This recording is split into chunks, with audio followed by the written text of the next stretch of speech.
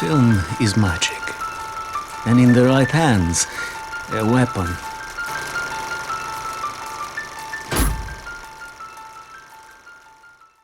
سلام، من پگاه بهرامیان هستم و تو این قسمت میخوایم سری بزنیم به دنیای سریال ها و مروری داشته باشیم به آخرین سریال HBO میر آف ایستام و چند سریال مشابهش هم معرفی کنیم.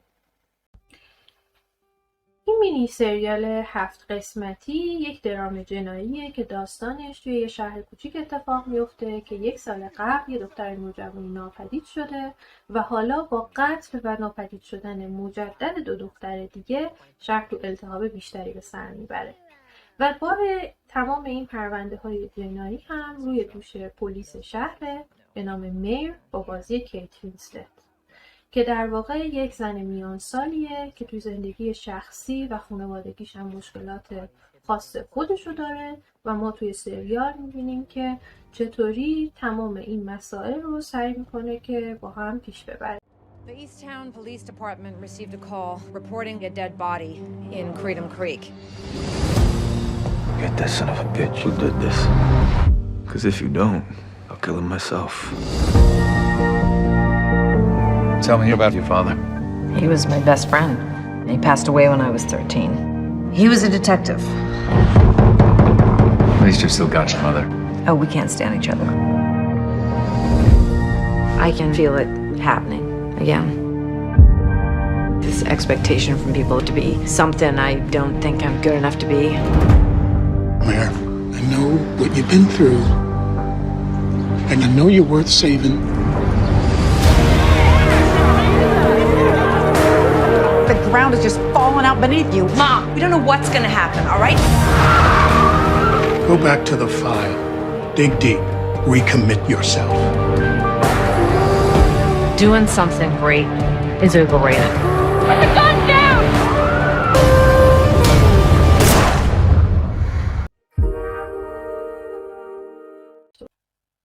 همونطوری که میدونیم توی 10 سال اخیر سریال‌های جنایی محصول اسکاندیناوی یا همون نوردیک نوارها از محبوبیت خاصی برخوردار شدن و این مینی سریال جدید HBO هم تحت تاثیر همون فضاسازی ساخته شده و ما المان‌های مشترک زیادی رو با نوردیک نوارها توش میبینیم، از شهر کوچیک گرفته تا پلیس باهوش پیگیری که از مشکلات عصبی و خانوادگی رنج میبره، رفتارش طبیعیه و به دور از رفتارهای قهرمانانه هالیوودی که اغراق شده است و همینطور مهمتر از همه خط اصلی داستان که پر از پیچش‌های مختلف و هر بار تو هر قسمت یک قدم ما رو به پیدا کردن قاتل یا حل معما نزدیک میکنه ولی دوباره ما میبینیم که سر جای اول وایسادیم و پازل هنوز تکمیل نشده.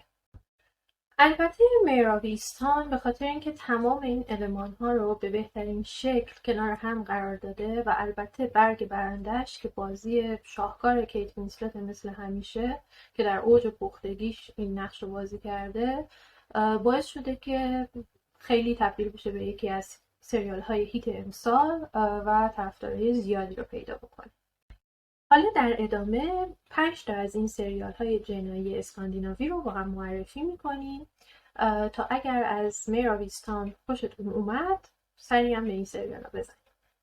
شماره 1 سریال دکیلینگ یا قتل محصول دانمارک که از سال 2007 تا 2012 در 3 سیزن منتشر شد.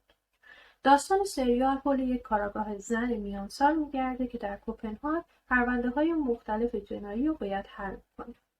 این سریال یکی از نمونه‌های شاخص نوردیک نوارها به حساب میاد و دقیقاً به همین دلیل یعنی فضای تاریک و پیچش‌های زیاد خط داستانش در دنیا طرفداران زیادی پیدا کرد. به طوری که حتی در سال 2011 نسخه آمریکایی از اون با همین نام بازسازی شد که اون سریال هم طرفداران خودشو داره. و اما شماره 2 سریال بریج محصول مشترک سوئد و دانمارک که از سال 2011 تا 2018 توی 4 سیزن منتشر شد. داستان سریال با پیدا شدن جنازه‌ای روی پلی که مرز بین سوئد و دانمارک شروع میشه و این میشه آغاز همکاری مشترک 2 شخصیت اصلی سریال. پلیس زن سوئدی که خیلی باهوشه اما تو برقراری روابط اجتماعی یکم دچار مشکله و همکار دانمارکیش که مردی میانساله و اون هم یه سری درگیری‌ها توی زندگی خانوادگیش داره. این سریال به قدری طرفداراش زیاد شد در دنیا که بازسازی‌های مختلفی توسط کشورهای مختلف انجام شد که یکی از معروف‌تریناش نسخه آمریکایی اون بود که داستان توی مرز بین آمریکا و مکزیک می‌گذشت و از بازیگران مطرحش هم میتونیم به دایان کروگر اشاره بکنیم. شماره 3 هم یک سریال سوئدی دیگه است به نام بیفور وی دای، محصول سال 2017 که توی 2 سیزن منتشر شد و نسبت به سریال‌های دیگه کمتر معروفه. داستان این سریال هم حول یک کارگاه زن میان سال میگرده که باید پرونده قتل معشوقش و همکار سابقش رو حل بکنه.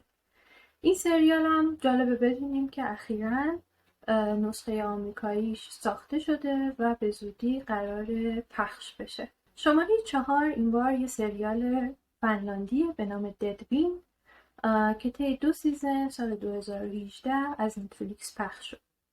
داستان این سریال هم باز حول یک کارگاه زنه که تازه همسرش رو از دست داده و با 2 فرزنده زندگی میکنه و توی هلسینکی به دنبال پیدا کردن قاتل سریالیه که داره یه سری قتل‌های زنجیره‌ای رو انجام میده. و اما شماره 5 و آخرین سریال به اسم والهالا مردرز که محصول آیسلنده و در اینجا هم ما پارامترهای مشابه با سایر سریال‌های نوردیک رو میبینیم و دقیقاً به همین دلیل هم نتفلیکس روی این سریال سرمایه گذاری کرد و در سال گذشته اون رو پخش کرد. در اینجا هم ما با یک کارگاه زن میانسالی طرف هستیم که تنهاست و مشکلات روحی و خانوادگی رو درگیرشه و حالا باید یک پرونده قتل‌های سریالی رو هم حل بکنه. در این راه یک همکاری هم که تازه از نروژ اومده بهش ملحق میشه تا بهش کمک بکنه.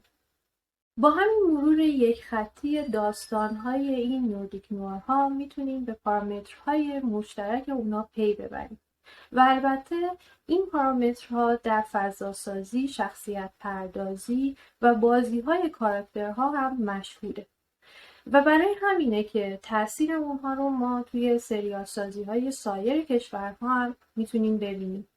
برای مثال 2 نمونه معروف از انگلیس میتونیم به سریال برادچرچ و دفال اشاره بکنیم و همینطور در فرانسه سریال لومانت و یا در بلژیک سریال برک.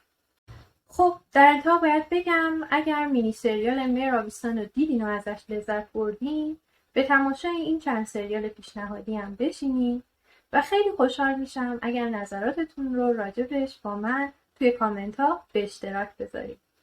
موفق باشین. خدا نگهدار.